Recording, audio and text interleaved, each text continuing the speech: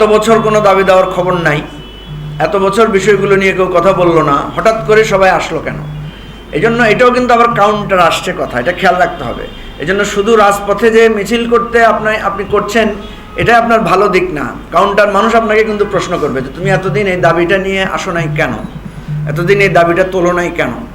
আমরা শুধু এই দাবিকে না, আমরা সবাইকে বলছি, দেখেন 17 বছরে আমরা নানাভাবে বঞ্চিত অবহেলিত হয়েছি।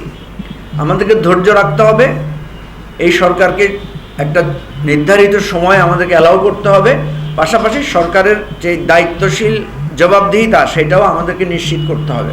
রাজনৈতিক দল হিসাবে আমার বাংলাদেশ পার্টি, এবি পার্টি ব্যাপারে 100% কমিটেড। আমরা এই সরকারকে বলেছি আপনাদের একটা যৌক্তিক সময় আপনারা নেবেন, কিন্তু সতর্ক থাকবেন, লম্বা সময় যদি নেন এবং আপনার যদি ব্যর্থতা থাকে তাহলে আপনার কিন্তু গ্রহণযোগ্যতা কমে যাবে এবং আপনি বিতর্কিত হবেন। সেক্ষেত্রে এটা আমাদের দেশের জন্য, আমাদের পরিবর্তনের জন্য খুবই অ্যালার্মিং হবে। আর আমরা যারা এই সমস্ত দাবি দাওয়া তুলছেন তাদেরকেও বলবো একটু ধৈর্য ধারণ করেন, একটা পারস্পরিক বোঝাপড়ার ভিত্তিতে আমরা একে একে করে সব সমস্যাগুলো ইনশাল্লাহ সমাধান করব। আমরা আজকে এই প্রাসঙ্গিক বিষয় ছাড়া অন্য বিষয়ে প্রশ্ন আর আপনাদের কাছ থেকে 18 বছরে বাংলাদেশের পুলিশ প্রশাসনে যারা আছে তাদেরকে যতই আপনি সেটা আওয়ামী লীগের পুলিশে বেরিয়ে আসবে।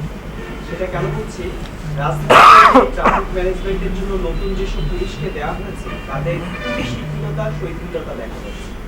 আপনি তো সারা দেশের কথা টানলেন বা এই বাইরে সারা দেশের কথা বলবো, শুধু রাজধানীর ট্রাফিক ব্যবস্থা পুরোপুরি ভেঙে পড়েছে।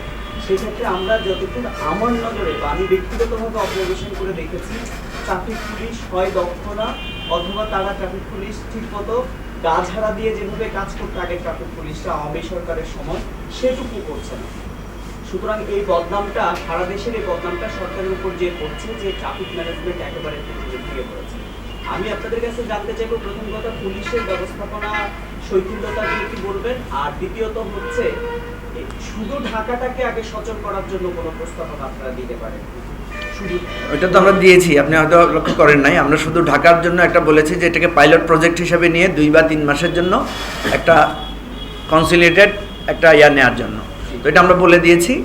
আর সবচেয়ে বড় কথা হচ্ছে পুলিশি ব্যবস্থাপনা না ভাই, আপনার বিভিন্ন টেলিভিশনে তো বন্ধ হয়ে গেছে, দেখেছেন না আপনারা?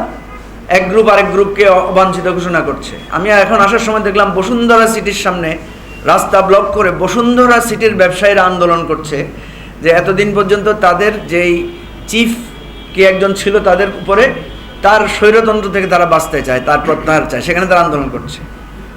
বাংলাদেশের এমন কোনো ইনস্টিটিউশন নাই যে আওয়ামী লীগ সরকার ধ্বংস করে দিয়ে যায় নাই। ধ্বংসস্তূপের মধ্যে আছি আমরা আসলে। সেজন্য ট্রাফিক ব্যবস্থাপনা না, শুধু আপনি একটা থানায় যান দেখবেন, এখন তারা বলছে তারা নাকি কাজে আসছে না, ভয় আসছে না। কিসের ভয়? এত দুর্নীতি করেছে, এত মানুষের উপর জুলুম অত্যাচার করেছে, সে এখন মানুষের সামনে আসতে, চেহারা দেখাতে লজ্জা পাচ্ছে।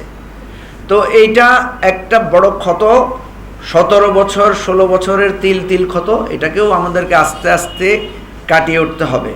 সেজন্য আমরা বলেছি, এবং একবার আমরা যেটা দেখেছি যে আমাদের স্বরাষ্ট্র উপদেষ্টা বলেছেন একটা নির্ধারিত সময় দেওয়ার পরে পুলিশ যদি কাজে যোগদান না দেয় তাহলে নতুন পুলিশ রিক্রুট করবে।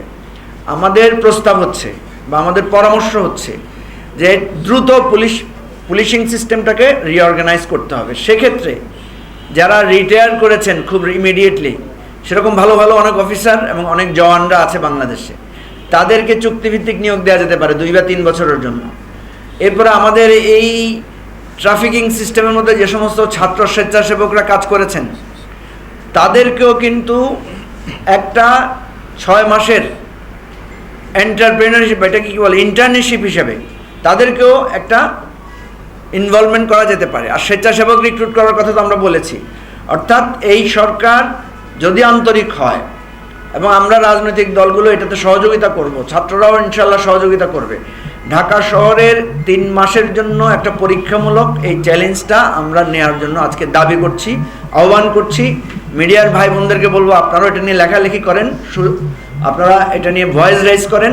ঢাকা শহরের এই ট্রাফিক সিস্টেমটা যদি আমরা ডেভেলপ করতে পারি এবং দেন মানুষকে আমরা আন্দোলন করি যে এটাকে আমরা কন্টিনিউ করব, এটাকে আমরা ধরে রাখবো, তাহলে দেখবেন একটা দৃশ্যত পরিবর্তন হবে, মানুষের মধ্যে একটা আস্থা ফিরে আসবে।